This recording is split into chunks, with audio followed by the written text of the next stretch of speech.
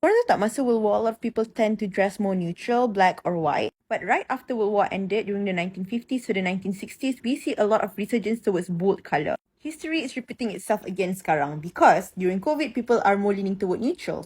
Hari tu, the past 2 years, people suka brown, black, white. But now, since lockdown lifted and the world kind of going back to normal, we're gonna start seeing the resurgence of colours.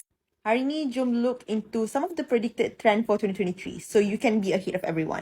Here's your local fashion girl, Miss Couture. I didn't mention this, but again, the most predicted trend for next year is colours. Kita dah start seeing this a little bit this year, but it will be more apparent next year. Literally, you pergi dekat every trend forecasting website, they'll say mix matching bold colours will be the next big trend next year. The psychology is that during a period of depression, like a war or COVID, people don't have a lot of money. So they tend to dress minimalistic. That's the toning down of colour. But after such period ends, macam what we're going through right now, COVID ended, a lot of people are celebrating it with colours. It's kind of like a little celebration. Sebab itulah for the past few months pun, you dah start seeing pink everywhere. They say people are showing off. And this brings us to the next trend.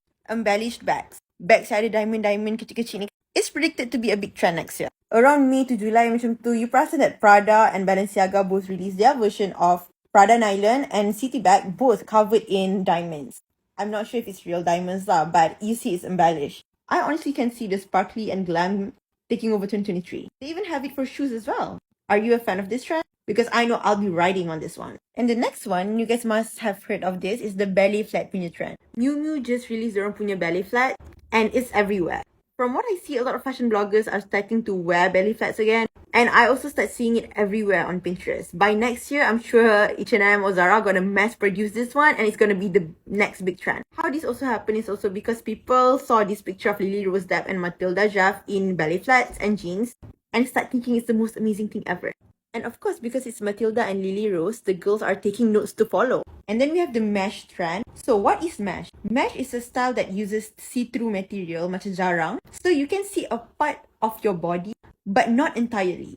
Yeah, this style is a bit sexy, but oh my god, doesn't it look amazing?